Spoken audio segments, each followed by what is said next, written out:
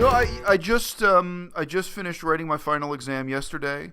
I still have one essay to finish off, but this is right now is kind of a period of transition in my life. So I may get back to the gym. I may actually get to work out a bit more in the next few weeks. But no, I've been busy. But right now, you picked a good day to talk to me. There's a viewer that has a question. You watch. Sure. Okay, good. He asks, will veganism be more appealing for the masses by openly expressing it? And by that, I believe he means, just kind of sharing the reasons personally why, like, let's say I get on YouTube and I'm like, this is why I'm vegan, this is why I'm so passionate about it. Or do you think cold, hard information, medical information, dietary information, what angle do you think, I guess the question is, does emotion really create change, inspire change in other people? Or do you think cold, hard information, facts about the truths of the meat and dairy industry, facts about health, nutrition, is one more important than the other as far as inspiring other people? So you've asked me a question which is an incredibly rare example of something where I can quote something my father taught me. My father did not teach me a great deal of wisdom in life, but this is one case where I can actually invoke something from my father.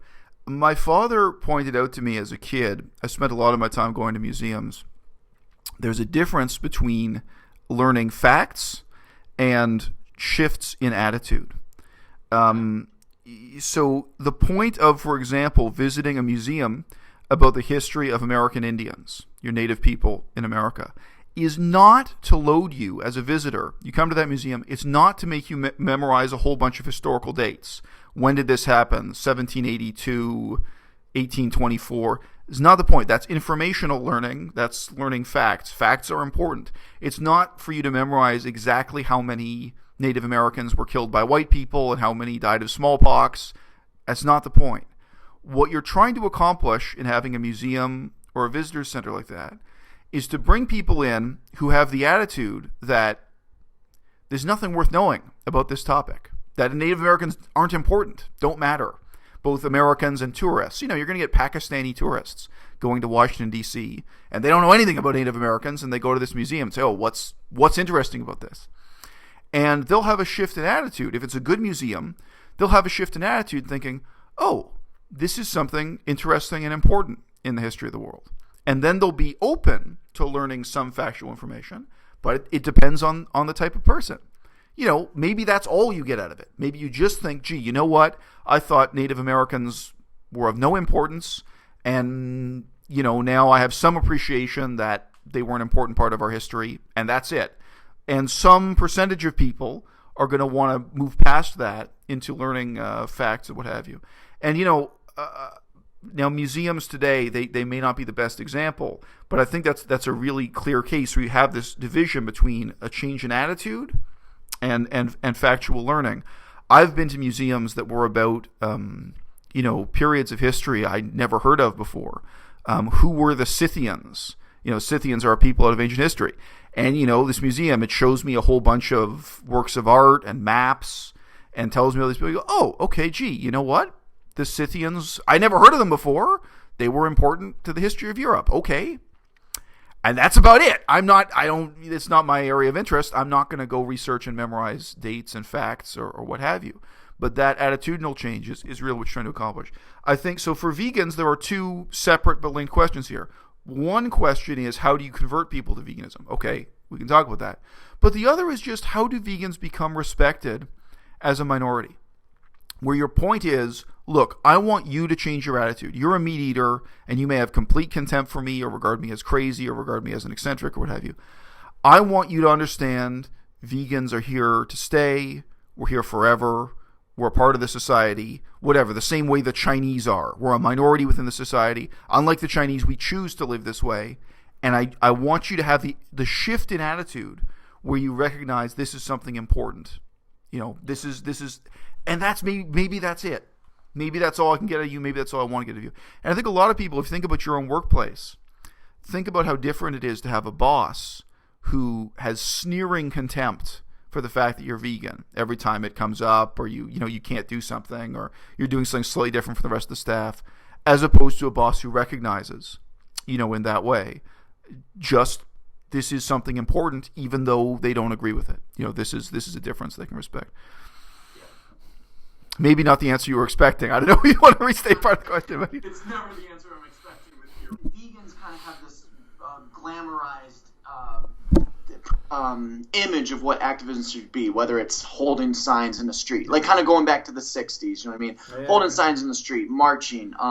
There's a new guy on the scene who's the main portion of his content is him at fur stores trying to, just troll people, get people to not buy fur. I suppose, if it's meaningful to him, it's meaningful to him. Yeah. I remember Vegan Gains about 2 or 3 weeks ago uploaded a video where he was dressed as a slaughtered pig in a shopping cart and went through Whole Foods store.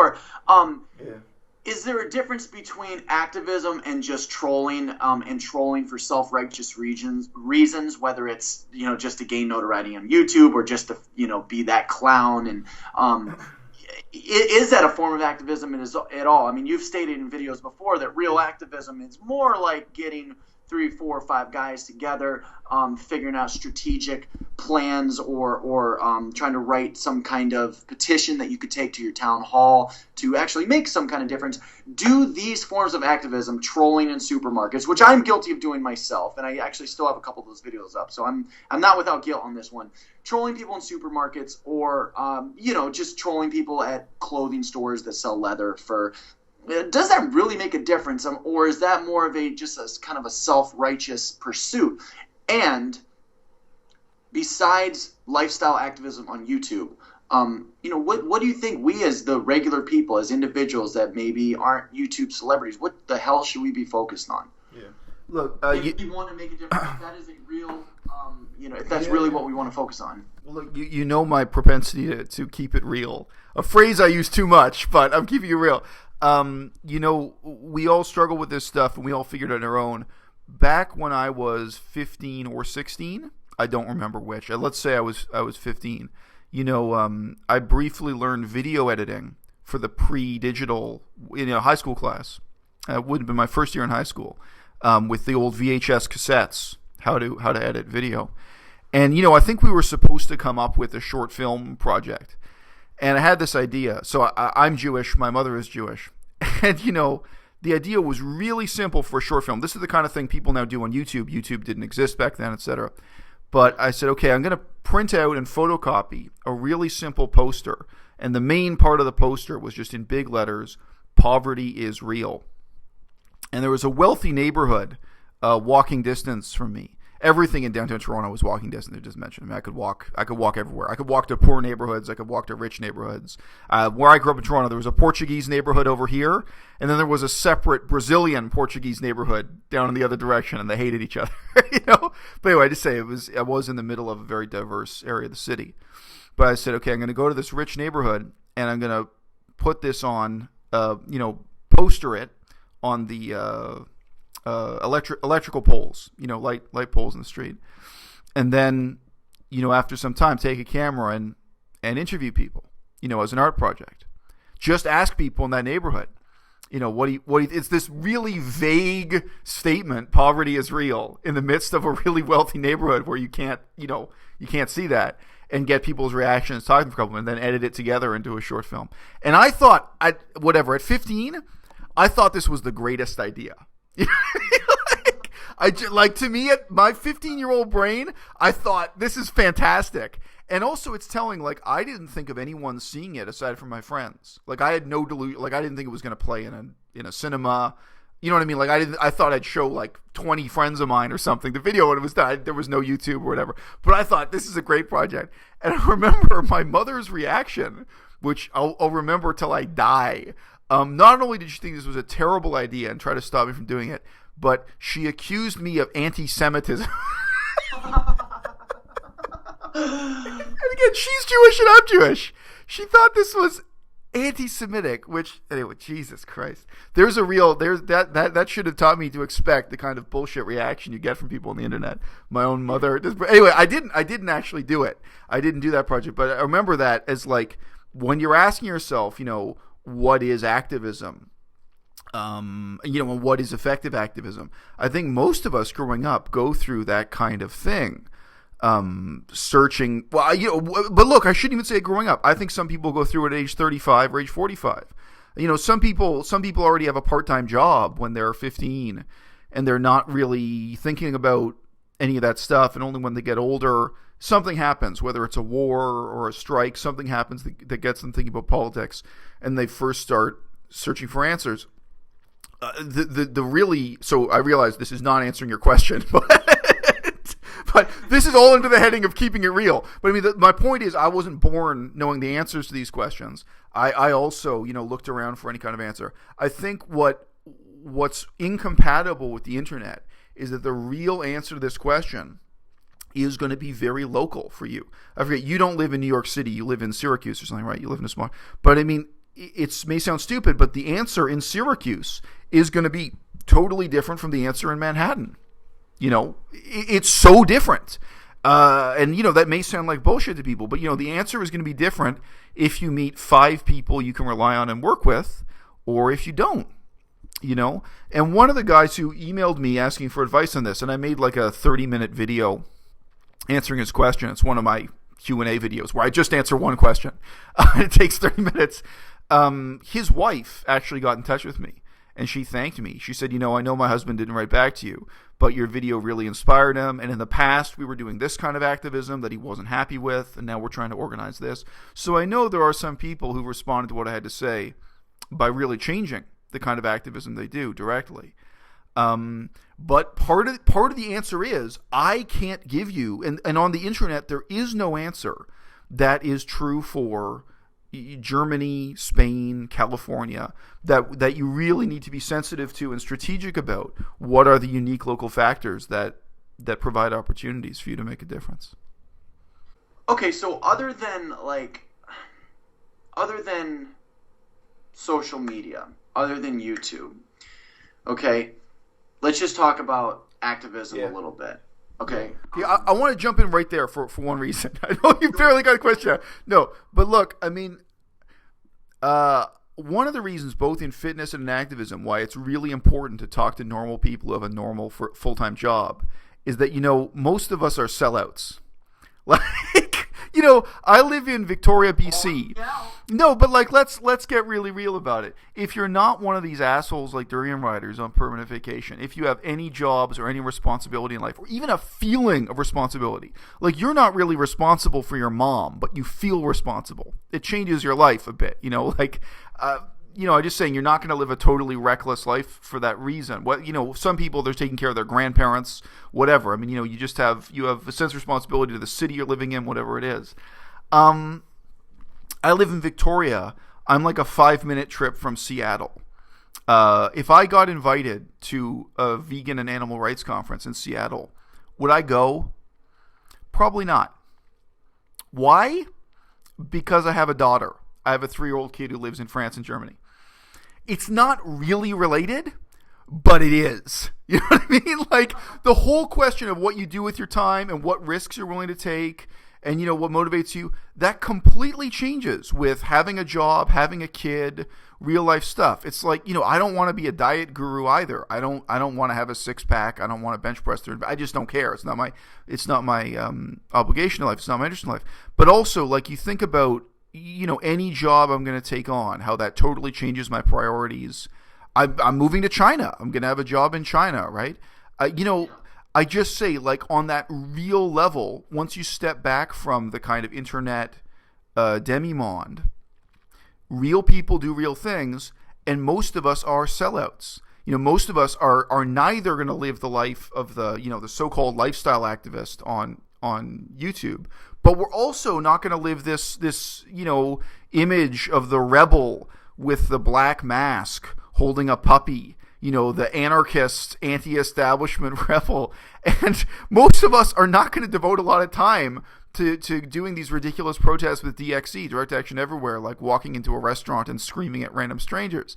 You can do it a couple times if it gives you a thrill. I've talked to several people, I won't say who, I've talked to several people about this, and when I say, when you've done the same protest like 5 or 6 times, it's not the same anymore, and they interrupt me and say, "Oh my God, after 100 times, I'm so sick of that shit." I don't really have that like bitterness or depth of experience, but there are people who have been to exactly the same fur protest on the street, 100 times, and they've reached their limit, So I just say, like, in a sense, real life makes sellouts out of all of us. That's why I don't uncritically endorse that kind of stuff. I engage in some kind of nuanced discussion of it. But for me, the conversation has to start with recognizing who you are in your life and your own propensity to sell out, or however you want to put it, right? I feel like for me personally, social media for a while has been, a pursuit of mine, and it is important, and it's still very, very important. Whether it's YouTube, live streaming, I'm very active on Twitter, and I do think it's a tool to spread the message about a certain lifestyle, right? Now, is it going to really make any huge changes in society? I've kind of given up that dream or that delusion, maybe. But I would like to say that, inspired by you and some of your videos from 6 months ago, 8 months ago, I did go back to school, and I took school seriously this time. I've never received the grades that I'm getting now. I did pursue an internship, which I got. It's only a few hours here and there throughout the week, but, I'm on live radio and I'm editing radio shows. I'm trying to move into the TV department. I feel like for myself, everything that I'm doing offline, I am setting myself up for being potentially the most influential kind of person that I can be. Like you've said in a video, I could never run for town mayor. That's never going to happen. I don't have the ambitions and I don't have the credibility or the background. But I do believe that I'm setting myself up personally in the future for reaching my full potential as an influential person and an influential vegan, a person that happens to be vegan. So do you think maybe we don't see or hear about a lot of that, but would you say that the majority of vegans are responsible citizens and do really contribute something to society? Or do you think a lot of us, maybe even the majority of us, are fame-hungry like whores? Yeah. I know. To me, it raises a totally different, interesting question. I mean, look, what percentage of vegans are digital vegans? I think we both know it's a minority, but it's the most visible minority. It was the people you can see and hear and interact with. Like I say all the time, I feel I don't have a sense of what normal vegans are like because I only know what vegans on YouTube are like, and they're a very peculiar minority. On the other hand, back when I was on Tumblr, I was like, these people can't be normal vegans because the type of vegans who are doing, Tumblr social justice warrior activism, it's like, you people can't be the majority either. But if you go to an animal rights conference and meet those weirdos, they're not the majority either. They're really, they may be great people, some of them may be terrible people, but the kind of people who are these embittered old activists who spent 30 years protesting against a particular vivisection lab and maybe you have been to jail over it and so on. They're not normal. They're not the mass market either. But for me, the question comes to my mind in listening to what you were just saying is actually of your connection to the particular place you're living. I think your view of veganism, both digital and real world, would be different if you knew for a fact or if you were committed to living in Syracuse for the next 10 years. If you were going to be rooted to that spot for whatever reason. On the other hand, if you're planning to move to, Los Angeles or New York or New York City, that changes your outlook in many ways. For me, like during my first year here in Victoria, it wasn't really clear. It was like, well, I could stay here long term. This could be my base of operations. And, I don't know if I ever mentioned to you, I considered becoming a cop here. It's one of the only steady jobs you can get with a diploma in political science. So yeah, beat up the local drug addicts for a living, that kind of thing. And I really had to think about that. But I mean, ultimately, one of my reasons for not wanting to be a cop here is that I don't have a meaningful connection to the place, to this city. This is not my city, and I wouldn't be motivated. I wouldn't do a good job at that. Although I think I would be a better cop than many other people I meet. Anyway, I have a set of attitudes that might make me okay at that job. But anyway, yeah. Kind of where I was going with this is like, and I've said this on a video in the past. Imagine if, members of the local police department, fire department, right. the ambulance squad. Imagine if these people were vegan. Imagine if our local politicians were vegan. Imagine if our local school teachers were vegan. Right. So, right. But my point was, once you're committed to a place, I mean, the idea of being committed to a place is kind of out of style in the 21st century. And there's all this bullshit on YouTube of being a digital nomad. And, don't live anywhere in particular, just buy a new airplane ticket every month when your visa lapses. Well, that's also giving up a sense of social responsibility connected to a place. And, is it meaningful or is it meaningless to be a cop? It changes a lot with how you feel about your city or your town. If you're from a small town and you love that small town and you care about the people in that small town, being a cop there can be tremendously meaningful, rewarding. If you're not from that town, you don't give a shit about these people, you're just trying to get a paycheck, you might be doing the same job as a cop and have totally different attitude, totally different sense of engagement. I mean, so for me, that question of, what's the meaningful role of vegans in the community? I think that really changes with the community and with your sense of engagement to it. I'll mention Hong Kong. A lot of these, to me, they're just bullshitters. These bullshitters about digital nomadism, of living this nomadic life and making your money on the internet. They're in and out of Hong Kong. I used to live in Hong Kong. I lived in Hong Kong for more than a year, I think. I forget now. It felt like a long time. I think it was more than a year. There are foreigners in Hong Kong. There were white people in Hong Kong. And there are people from India. So there are brown people in Hong Kong who are deeply committed to local politics, who go to City Hall and who are really involved with the democratic process and who are really involved in controversies about corruption, corruption in the government, and who are so committed and who appear on the local TV news, just shown within the city, in English, and who, involved in human rights trials and all kinds of stuff. So, I mean, and they're foreigners. They're not born in Hong Kong. They're not raised there, but somehow they got a job there. They stayed for a couple of years, and they got committed and engaged. And I can remember looking at those people because I was involved with, civic politics in Toronto. I can remember when I was in Hong Kong looking at those people and thinking, that ain't me. That ain't me, bro. This is not my city. This is not my fight. These politics are not my politics. I'm just a tourist here, even though whatever, I lived there for a year. I'm on this job, I'm getting this paycheck, and I'm getting out. And ecological politics in Hong Kong are insane. It's one of the most polluted places in the world. There's all this struggle. But so I just say, part of that is invisible. Part of that is totally subjective and personal and is a matter of your decision, your character, your commitment.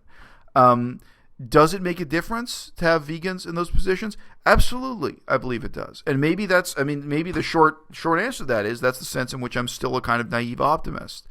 I won't say who, but one of my professors, he actually asked me not to say this, so I don't know why.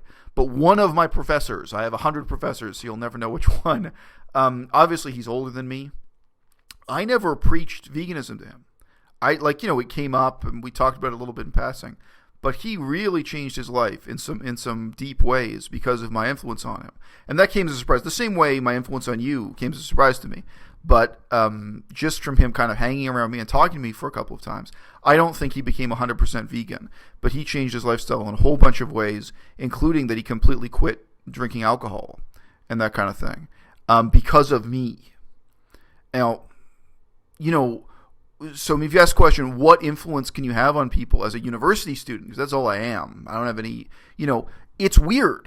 I don't know, and, in terms of him and what's going on in his life, I mean, realistically, is it really me that was the cause? Or did he have a whole bunch of other things going on in his life that made him reevaluate what he was doing in life? And I happened to be there, at that time. I think in most cases that's what's going on. You happen to meet someone at a time when whatever, they hate their job, whatever they've got, their grandmother just died, there's a whole bunch of unrelated things in their life that has them questioning what's the meaning of life, what do they want to do. I actually, I haven't yet mentioned Cambodia in this video. I have to mention Cambodia in every single video, but there was a guy in Cambodia who ended up becoming famous for torturing and murdering people to death, huge number of people. And when he was asked in an interview, he was under oath, like he was in a courtroom type situation. He was asked, why did you join the Communist Party in the first place? Like, why did you switch sides during the Communist Party? He eventually was torturing people. Why did you join in the first place? And he said, I was trying to get a girlfriend, and there was this girl I really liked, and she rejected me. She turned me down. And then I was on my way home, and I went to unlock my bicycle. His bicycle was locked up. And somebody had stolen my bicycle. He thought, that's it, fuck it. He's going to go join these revolutionaries in the jungle. He's going to get a machine gun and go. That's the realest answer on earth, man. That is keeping it real. That is the 100% honest answer. He was unlucky in love. This girl didn't want to date him. And then somebody stole his bicycle. He's like, fuck it, I'm getting a gun. So, no, but I mean, it's like that with veganism also. So, like, in terms of, converting people, you can't put too much cause and effect. Position when I found right online social media veganism. So, I think that's a very real answer. Before I lose the thought, I wanted to go back just to the local level thing, okay? Right. Focusing on, vegan activism on a local level as being very meaningful, maybe even more meaningful than doing social media. So my brother and I yesterday, we went to a vegan restaurant, only vegan restaurant in Syracuse called Strong Hearts. I was going there hoping for a different experience than I had. Now, it's not that the food was bad, and it's not that it was a dirty restaurant or anything, but I walk in there, and actually a very famous vegan YouTuber from Syracuse, his name is the Vegan Zombie. He has like over 100,000 subscribers. I actually just recently found out about him. That's how big, I guess, the world is on YouTube. But yeah, there's a guy walking around town with 100,000 subscribers who frequents this restaurant. So I was like, let's go check it out, Andrew. And I go in there, and it's the typical kind of image of what I used to think vegans were. It's the hipsters with the gauges, the beards. It's girls with, pasty white girls that are not toned at all with fucking blue and green tattoos all up and down their arms. Yeah. People that I would never, and just, I know I'm kind of making a judgmental statement by their appearance. Yeah. But people I genuinely don't think that I have much in common with whatsoever. Yeah. And that I don't plan on going back to that restaurant. I can eat at home for a lot cheaper, and the food wasn't outstanding. So I become a little frustrated because it's like the only small little community that I can actually go to besides some kind of meetup. But look, you may not have even thought of it, but the other invisible barrier there is drug use, right?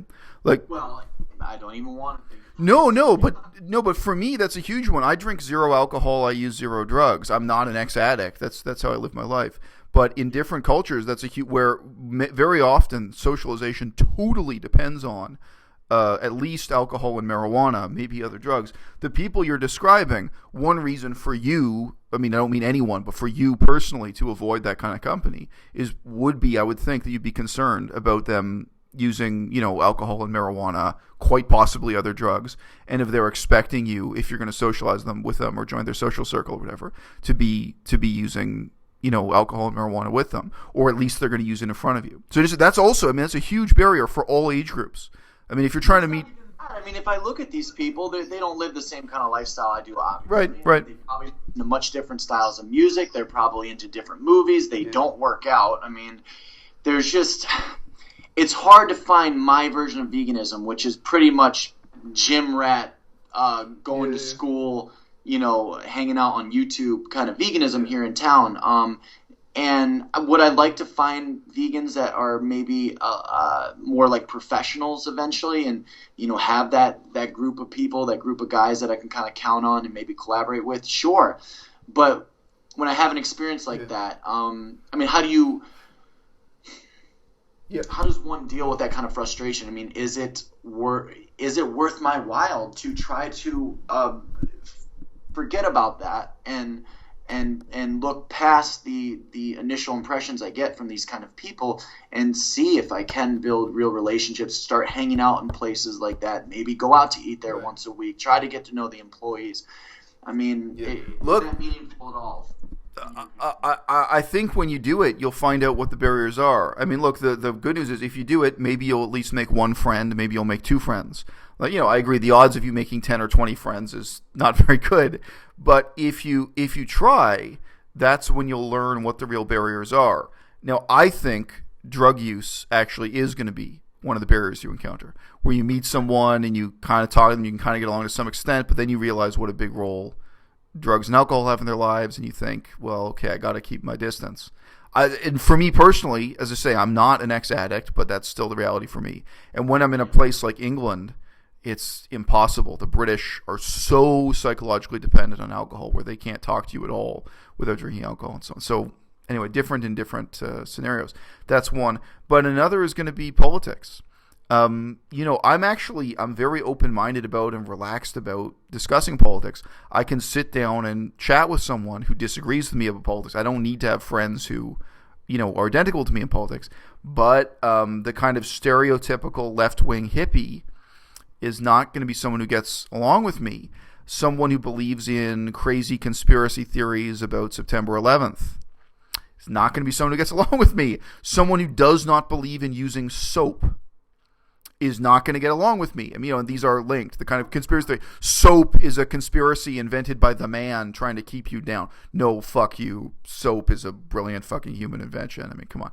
I'm sorry. I'm pro soap. Did the no wash test on our videos. This was maybe a year or two ago. Do you remember that? No, I don't remember that, but somebody did. Yeah. The no wash. I guess. Yeah. I know different people do no wash and no shampoo and other fad ideas. Yeah, right. Great. I mean, this is real. This shit ain't deep, but it's real. Those are the barriers. People, the kind of vegans that exist in my town. Yep. Are there professional vegans out there? I'm sure, but how do I find them? You know what I'm saying? Are there people that I can get along with that either are in recovery or straight edge? You know what I mean? How does it's I guess more of just a question to ponder, a rhetorical question, but that seems to be the barrier right now, is locally getting involved, even just socially with other vegans, is finding those, because vegans are very, very different people. We are kind of a minority, but there's so many different versions of lifestyle and personalities. Right. It is kind of, I feel very isolated. I feel alone. Well, I mean, I don't feel alone. I am alone. Like, that's the reality of my life. Like, it's just a fact. There's a difference between, being lonely and being alone.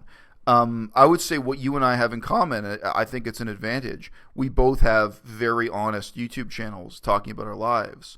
And to me, that's an advantage, because when people reject me, like when people don't want to talk to me because of my YouTube channel, that's great because it saves me time. On the other hand, when people do want to get to know me because they have a sense of who I am and what I'm about for my YouTube channel, that's also very positive. So, it's a two-way filter, whatever you want to say. It can put you in touch with people who really do want to know you, and it can keep away people who don't want to know you. I had people, back when I first started my YouTube channel, I had people saying to me, oh, why would you include this stuff about your divorce and your daughter? This is going to turn people off. And it's like, no, I want people to be turned off. Like, it's good. Like, having the stuff about my divorce, it discourages women from hitting on me unless they really want to hit on me. You know what I mean? It's like the women who are really interested, knowing this stuff about me, are getting in touch with me. But yeah, for me, that would be a kind of a major deception. If I just pretended that I was like single and fancy free, that I didn't have a divorce and a kid in Europe, to me, that would be a pretty significant way of misrepresenting my life and who I am. But I mean, that's again. I guess there's still an aspect of me that's optimistic that by doing exactly what you and I do on YouTube, you will make connections with at least a few people who have something meaningful in common with you. And I think you and I are a really unlikely example of that. Like, you and I now are friends. I didn't see that coming. Who would have thought? Yeah. So I mean, like, even this is one example, there are some positive examples that come out of it. And look, I mean, again, it's cool too with the age gap and so on. I'm 37. How often would I meet someone who's 55 or 25 or what have you? So there are some advantages. But look, long story short, the struggle is real. I completely relate to what you're saying. When my first year here, I tried to meet in person all the local vegans in this small city in Victoria, and saw what kind of activism they were involved with. And I don't do that anymore. Ultimately, I felt it was, long story short, it was a waste of my time. But if any of those people could have cooperated with me, or there could have been a positive connection, what have you, at a minimum, they could be sitting at this desk with me in a video. I could have a couple people come over and film a conversation, at an absolute minimum. If there was anyone here I could cooperate with, they would have shown up on my YouTube channel. But sure, beyond that, sky's the limit, yeah. Let's talk about reckless self-confidence just real quick. I myself am definitely guilty of that, probably still guilty of that. I would even say, you sharing something as personal as a divorce and, the struggles with custody with your child. There's a girl in here right now. She watches me on YouTube, and she said that she had just uploaded a video about about her personal experience with mental illness.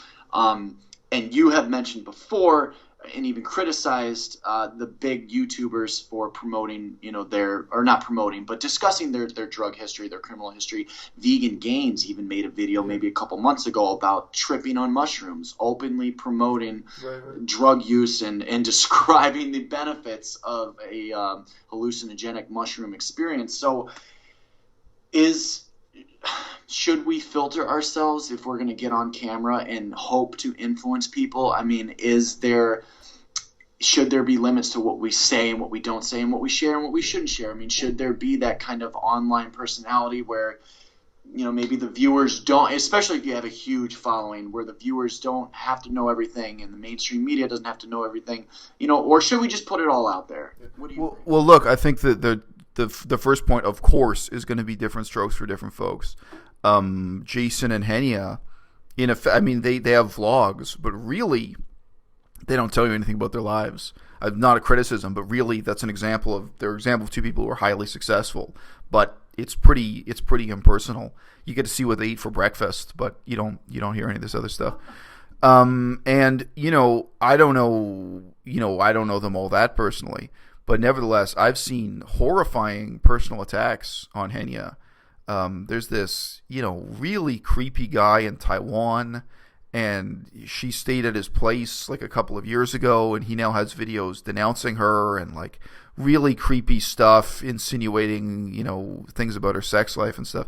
Very hurtful. Really, for any normal person, this stuff is very hurtful. So, I mean, the risk you open yourself to by having this kind of personal material on the internet is exactly that. I said in a recent video, like any of us, if just one of our ex-girlfriends came on YouTube without lying and just had a rant saying unflattering things in an unflattering way, like if one of your ex-girlfriends just talked about a bad night you had where you lost your temper without lying, I mean, if they lie, they can make it into anything, but just really, defamed you with things that happen to be true or they're told out of context or whatever, I think that's ultimately the risk we take and the threat you got to live with. And I know for the people who wear a mask, literally or figuratively, like Vegan Revolution, I don't know if that's what they're afraid of or what. I mean, in his case, I don't think it's for the sake of his career. But look, I'm not against people talking about their drug experiences. I'm anti-drug. I disagree with what they're saying, but I don't fault them for saying it. I really am about keeping it real, and I think it's good for them to talk openly about their drug experience. You talk about some of your drug experiences, and obviously you're not doing that to encourage people to start using heroin. Hey, heroin is vegan, okay? I mean...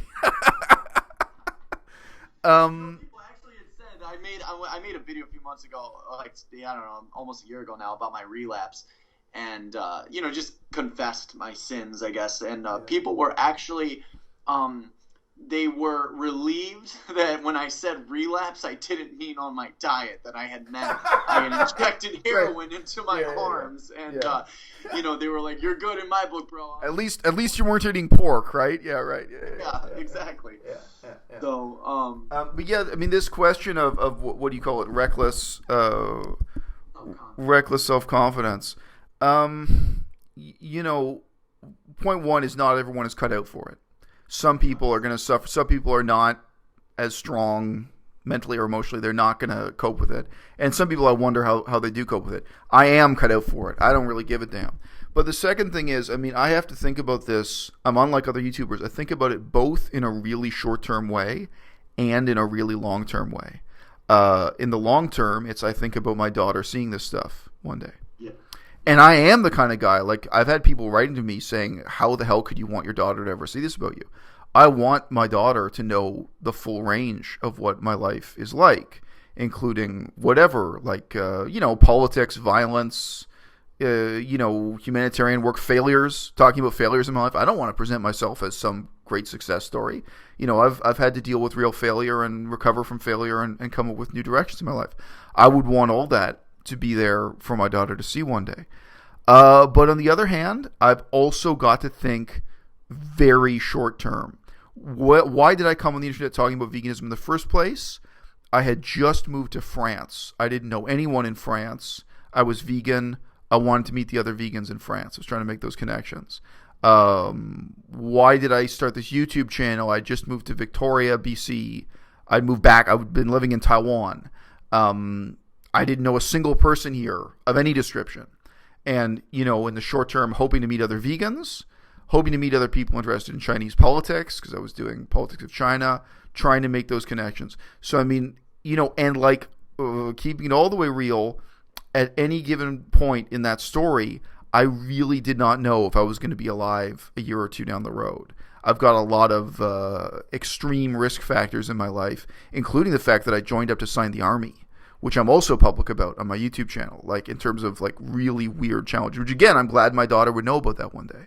So look, this is really real. Like in terms of changes I was trying to make in my life, like, I didn't just think about it. I actually signed up to join the military. So, and I've all this crazy stuff. I mean, in some ways, my life is staying absolutely the same. The books in the background change. There's a kind of stability. But in some ways, there were like these really crazy changes going on all the time. So, like, short term, don't know what's going to happen next. Don't know if I'm still going to be here a year or two from now. Long term, leaving something for my daughter. Those, for me, are powerful incentives to be recklessly self-confident, to really disclose what's going on in my life. For other people, it's the wrong thing to do. I know one vegan YouTuber here in Victoria. He only briefly had more of like a vegan comedy channel. He was vegan, but he kind of played a fictional character. He wore a wig, and he did put on a funny voice. And he was getting abusive phone calls at work. And he closed down the channel and, deleted his videos for this thing. So for some people, that's it. I mean, there's a really simple threshold, which is if and that wasn't even about being recklessly honest. If this brings anything negative into your life, you're going to shut it down. Well, and whatever, Imi the Thai vegan girl, and so on. I mean, a lot of people hit their limit with it and close it down. So yeah, that's the most honest answer I can give you. It's not. It's fine, man. I mean, as I say, we could talk about anything you want to talk about. I didn't know if you want to talk about applying for jobs at Starbucks and grocery stores or what. But we could talk about whatever. So my options there they're dwindling as well. So I'm looking at making Subway sandwiches and whatnot if I can get a job. But look, ideally, I'd like to get a job serving tables. How do you feel about that? I would encourage you that whatever you do come on YouTube and talk about it. Because for one thing, it's meaningful to your viewers, it's meaningful to you, it's meaningful to your friends right now, but it's also going to be meaningful when you look back on it 5 years from now. I don't know. I only have a couple of months before I go to China, so I don't think Starbucks would hire me. But if I did work at Starbucks, well, I would really want to come on and talk about that for that reason. And again, it connects to all these things in my life. It connects to my education. It connects to my long-term aspirations. Obviously, I don't want to work at Starbucks the rest of my life. And for you too, right? I mean, you're looking at taking these jobs, but for you, you exactly do not want it to be a dead-end job. And you're not doing it just to save up enough money to go to Thailand or any of this other horse shit. You are someone with long-term ambitions in your life. So I mean, I think that stuff is worth talking about. And again, I even compliment Freely about that. When Freely was talking about what it was like to be a waitress, I think that's great. I think that's positive content. Now that you brought up my boy Durian Ryder, yeah. So he's made some wild accusations lately. But do you mind if I share what you shared with me? Sure. Hey, it's on the internet. It's public. Yeah.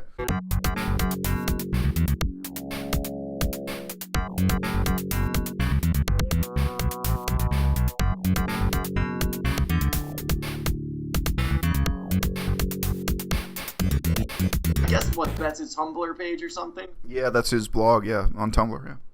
So he did make a video indirectly, saying that you were probably sneaking meat, dairy products, and that you weren't really vegan. But now he's telling people on a one-on-one basis that you're taking testosterone. So, what do you feel about that? No, steroids. He didn't accuse me of taking testosterone. Steroids.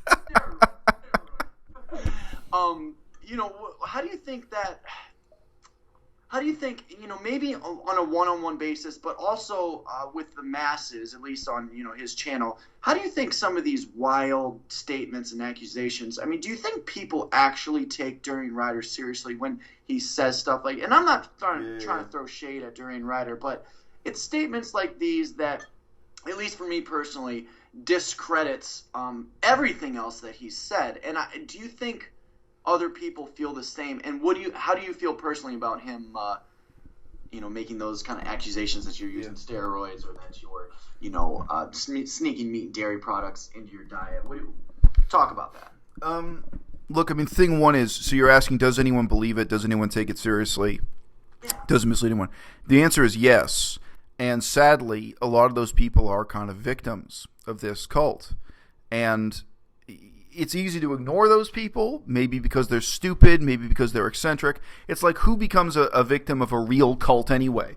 Like if you're talking about a Buddhist or a Hindu cult, when you look at, the type of person who signs up to join a religious cult, it's very easy to be dismissive and contemptuous and say, oh, well, this guy's a loser. He would have ruined his life anyway. But that's really not fair. You have to look with some sympathy and detachment at who these people are who do take it seriously and do believe it. My first video really attacking the diet, like attacking Freely and Durian Ryder in terms of what they eat, that was a spontaneous reaction to a young woman who had gained a lot of weight. She'd gone from being thin to being pudgy on the Raw 4 diet. What? A model? No, different girl actually. So I'll mention more. This is actually a British girl. But no, there's a British young woman. But yeah, to me, she's pretty much a girl. I don't know her age. She looks like a teenager. I think she's still a university student. And, so she's a British female. She can't go out jogging or cycling. She's not terribly athletic, and the British climate is what it is. And she wanted to be vegan, but she actually went back to eating meat, at least briefly, because she was so distraught at the results she was getting following Freely and Durian Ryder's advice.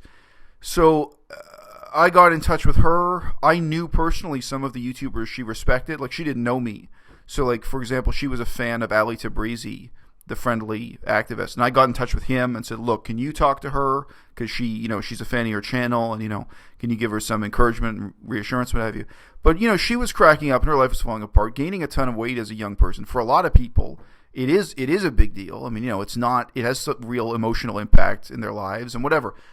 Durian Ryder and Freely act like it's no big deal. Oh, well, they only gained weight for 3 years. It's only short term. It's only from age 21 to 24 that you were overweight. Then the diet started. Fuck you. Come on. Well, thing is, especially for women too. Right? Oh yeah, and that's promotes this body image that's completely different from some of the results people get. But continue. Right. No, but my point was that I recorded that video as a spontaneous reaction to her experience. You're asking what kind of person takes this seriously.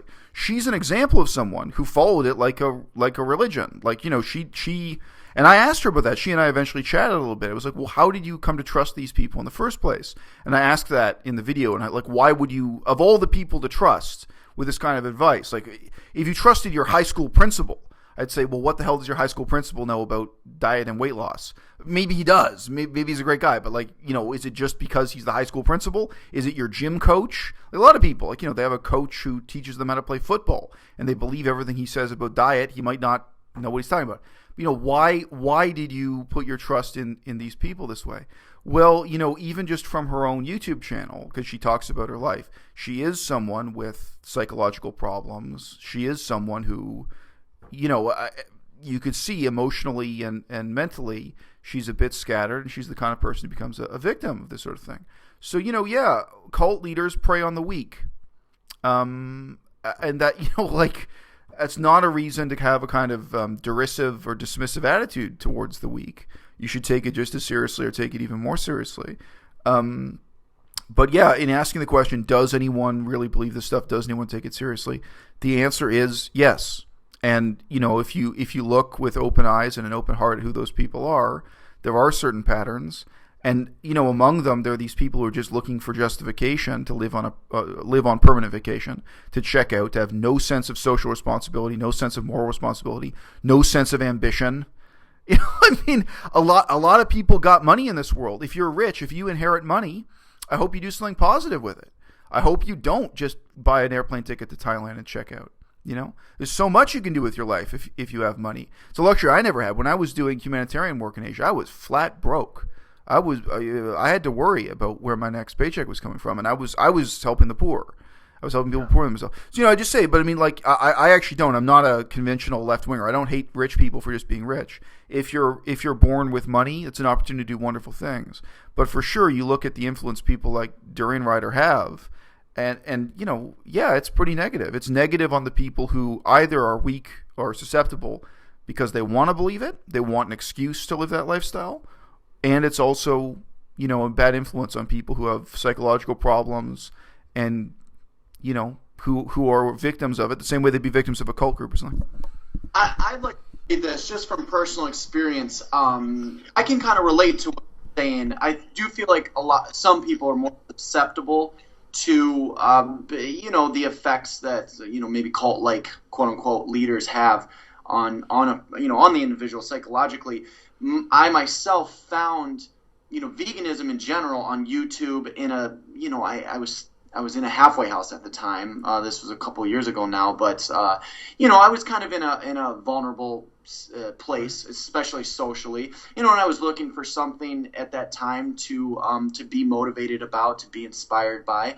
So I do feel like, me personally, I did at first I really gravitated towards figures like Durian Ryder and Freely the Banana Girl and others, but it did give me that kind of sense of there was almost a spiritual air to, especially some of their earlier content, because like you've said in other videos, they're asking you not only ethical questions, but they're asking ethical requests, but it almost has a spiritual nature to it. Saving the animals, saving the planet, and not only that, but saving yourself, and just some of the language they've used. So I also want to say, though, some of the negative effects spilled over into the way that I presented myself online. Right. Okay. And I know this might sound kind of cheesy or whatever, but it was only last summer, about this time last year, and I just got kind of caught up with everything that was going on.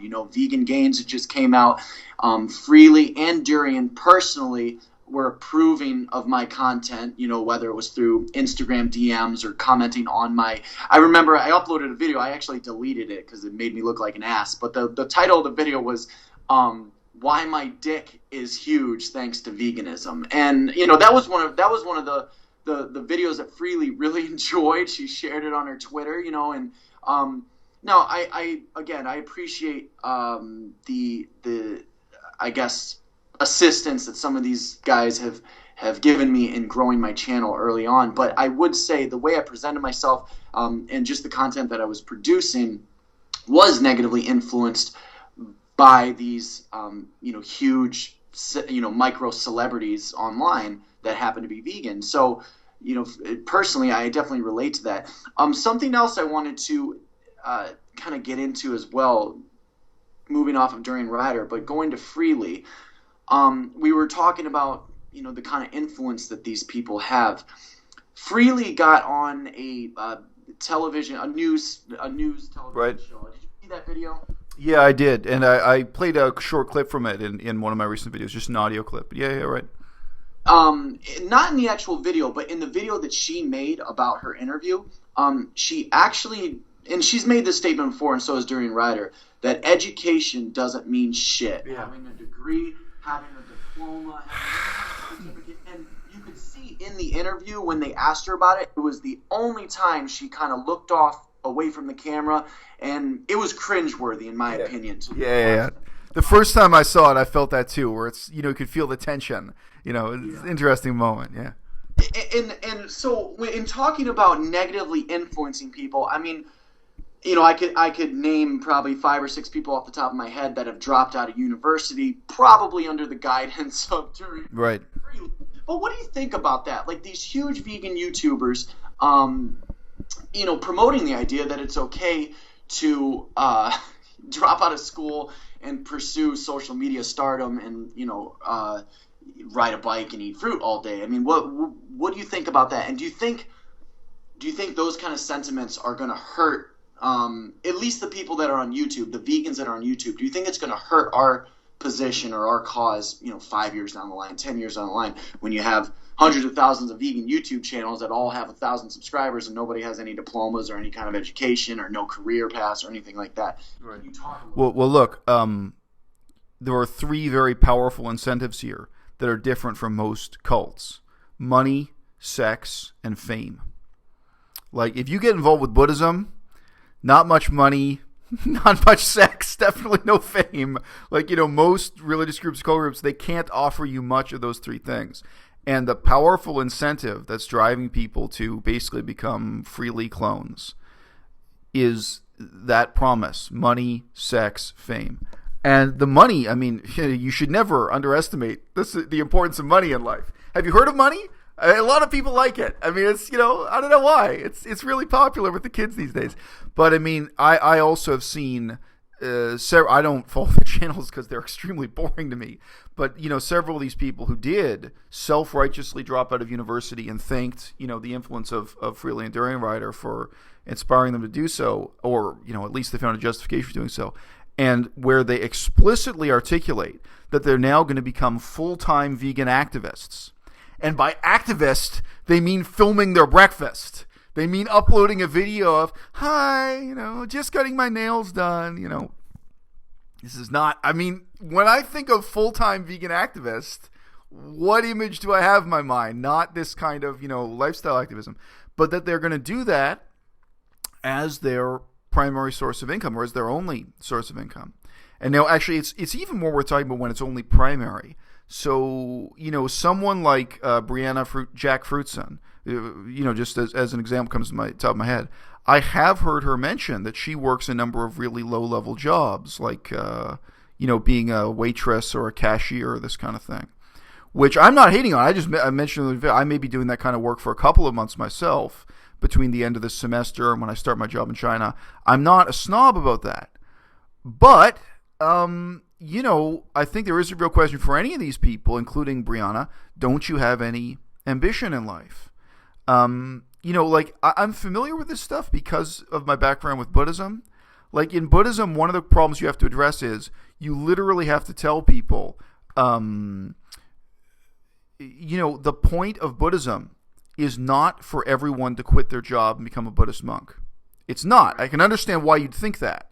But, the point of Buddhism is not for everyone to meditate or for everyone to live in a cave. Some people are going to be medical doctors, and some people are going to be soldiers in the army. And actually, when you know Theravada Buddhism, it's interesting because it's anti-violence, but they really encourage people to join the army and pursue that as a career and so on.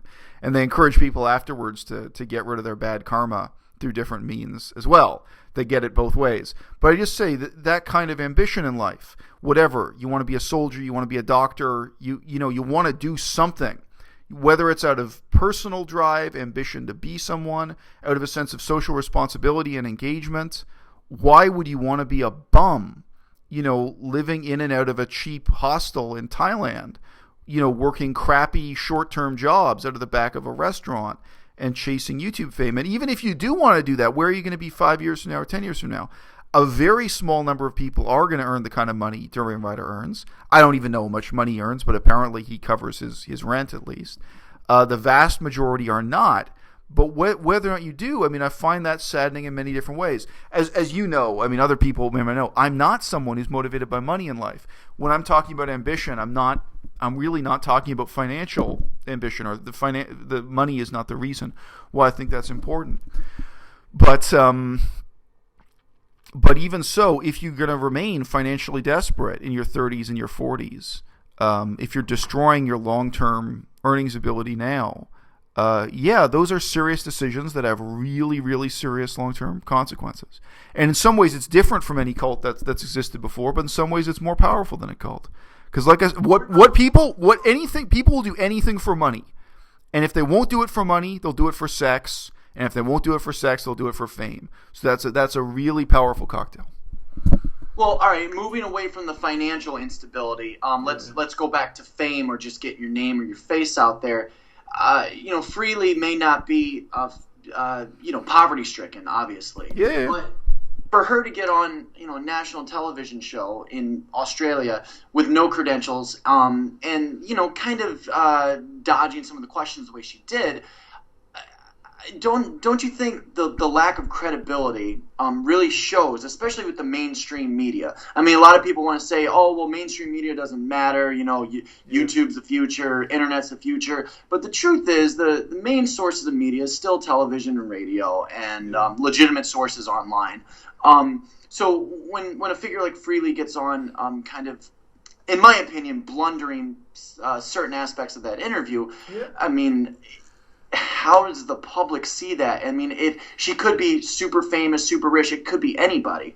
But if you are deemed incredible by the masses in Australia or America, doesn't that pose sort of a problem? Because then it's like you're only preaching to the choir on your YouTube channel. If you can't really translate that message over, because maybe your lack of credibility or your extreme statements, whatever, doesn't that really pose a problem for people? Yeah, look, who is the mass market? It's definitely been crucial for Freely that she got covered by mainstream newspapers. She's had newspaper articles do feature stories on her. She's appeared on television and so on. And that's not going to happen to everybody. As I recall, Happy Healthy Vegan, they also did a mainstream TV spot. I'm happy for them. Good for them. Obviously, on some level, I'm happy for. I must say that actually didn't. Or if you're talking about the doctors when they were. Yeah, right. Yeah. It didn't go. Right. Yeah, it's kind of bullshit. Yeah, right. A lot of these vegan YouTubers, they make national news or whatever, but you tend to read the stories or watch the interviews, and it's always with the angle of this extreme diet. They eat 30 bananas a day. Does that look good for us and for promoting veganism and promoting well-balanced diets? None of it looks good. But I don't know. But another question, does Beyonce look good? Really? She's not making statements that she's trying to save the world and trying to turn everybody vegan. Well, she kind of did for 1 week. That's why I say, those are open questions for sure. But I think the other thing about mainstream media, or let's just say old-fashioned media, I think it's also way more humbling. These people who come on YouTube and other new media, you get to set the rules, you get to speak to the audience you want to speak to, you get to delete any comments and block any users you don't like, and that's it. If you go to a newspaper, you have to work with an editor. You have a relationship of authority, and they're going to tell you what they want you to write about, etc. You've got to work to spec. You've got to, produce for somebody who's your boss, and you've got to produce for an audience, and you've got to satisfy the advertisers.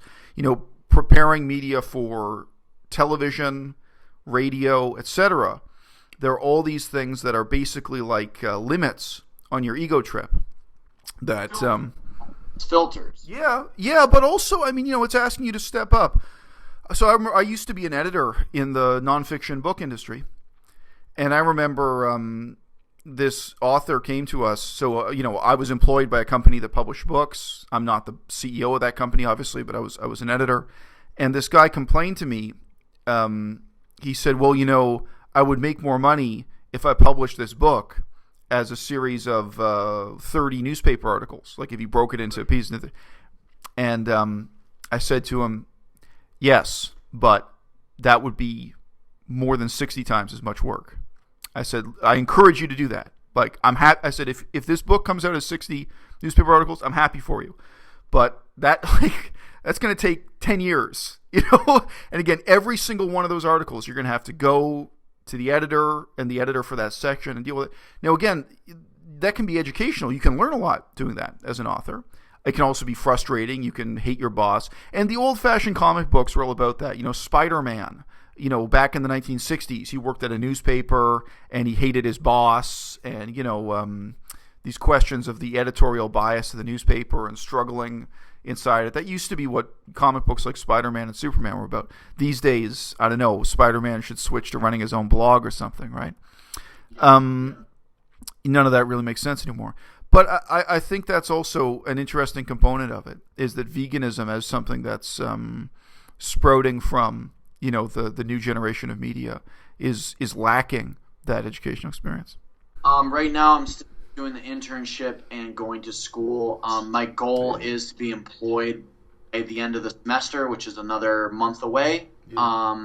I don't really see any other options, so I'm gonna have to kind of buckle down. I have been applying and I've even been going to interviews, but as your viewers and my viewers know, my criminal background is causing it's quite a hurdle to overcome. Yeah. So when they ask me, can you explain what happened, it doesn't look good. You know what I mean? But I mean, the hilarious thing is, man, let me tell you, I have zero criminal background. No, and I got the certificate from the government. You can pay money to get a piece of paper from the government saying you have no criminal background. I've got that. But I mean, people still treat me like shit, and people don't want to give me a job or give me a chance. So I mean, I get to see it from the other side. I have a totally respectable CV, but I mean, nobody wants to give me a job either. So I just say. It's kind of any excuse. I may be so I just mentioned I have a job lined up in China, and the employer tells me that's 100% certain. However, nothing in China is 100% until you're there. Like they're being honest with me. It's just like I would say it's 95% certain. Like there's still a kind of 5, you know what I mean? It's kind of a 5% chance that the last minute they could write and say, look, we got to cancel everything for whatever reason. Yeah. I'll come back to that in just one sec. But actually, I am, for the sake of honor at least, because it's not really economically necessary, I think I am going to go out and apply for some real Joe jobs, like working at Starbucks or working at the grocery store, just for the couple of months between now and going to China. Which, again, for me, like, it's kind of an honor thing. It's kind of like, because financially it's kind of showing respect for my parents, showing respect for my obligation to my own daughter. It's like, even though I've only got a couple of months between now and when that job starts in China, like, to me, that seems like the thing to do. Again, really in terms of honor, because the salary I'm going to earn from a couple of months of a job with that is almost nothing. But one of the viewers is actually asking, how will your upload schedule be affected by living in China? Yeah, it may be totally canceled. We'll see. And also, hey, I may get to go visit. May get to go visit Joe Best in Chiang Mai. You can see a couple of collab vids when you go. Yeah, my homie Joe Best, man. We can form the Fat Bald Vegan Club, man. Oh, but he stopped calling himself vegan. Oh, I'm sorry, I forgot. He stopped using the term vegan for himself. It's really too bad. Is he plant-based right now? Yeah, he made videos saying he regrets ever calling himself a vegan because vegans are so judgmental and don't get along with him or what. Oh, I feel so bad for you. Yes, though. Hey, Durian Rider says I'm on. Each other and the whole world around them. Right. Anyway, but yeah, if I do go back and forth between Kunming and Chiang Mai or something, I can upload there from Thailand. But if you check Wikipedia, there's a Wikipedia page called List of Websites Banned in China.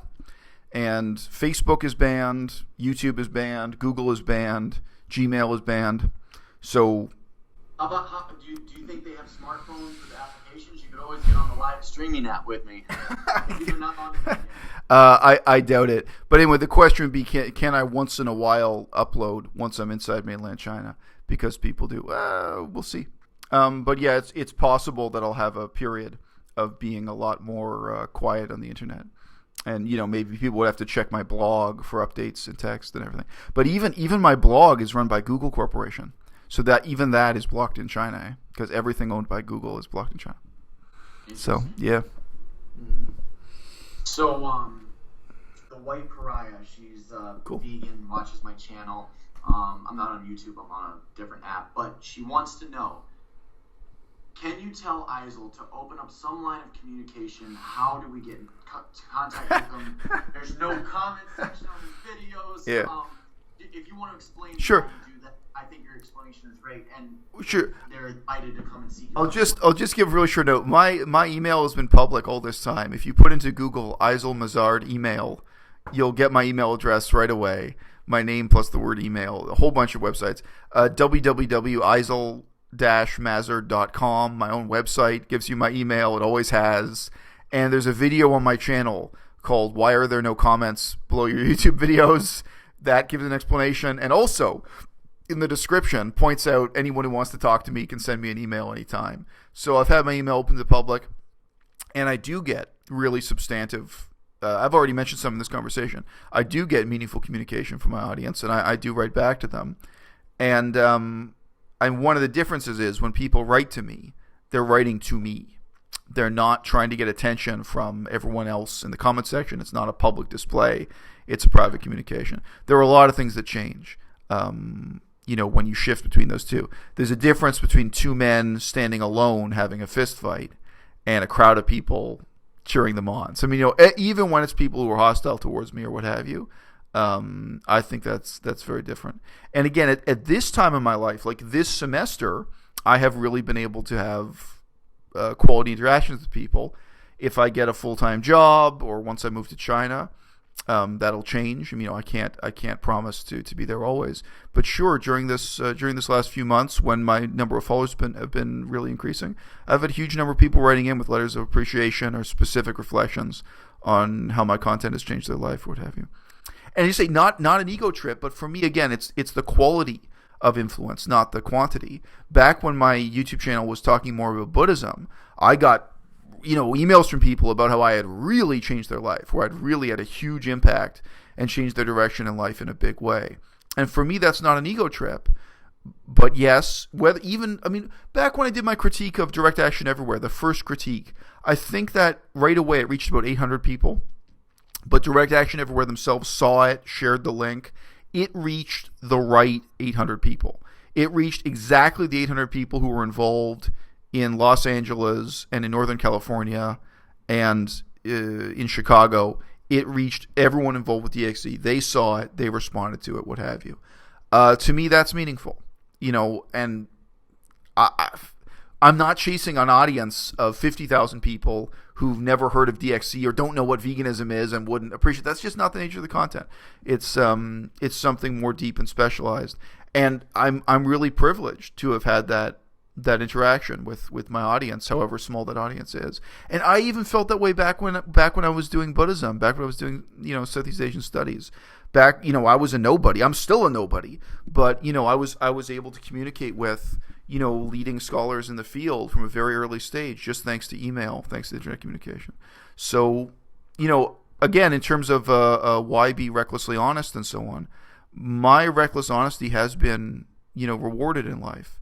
And yes, there have always been people who hate me on the internet. Always. Like, even back when I was just writing about Buddhism, there are people who respond to what I do with intense hatred and stalker behavior and what have you.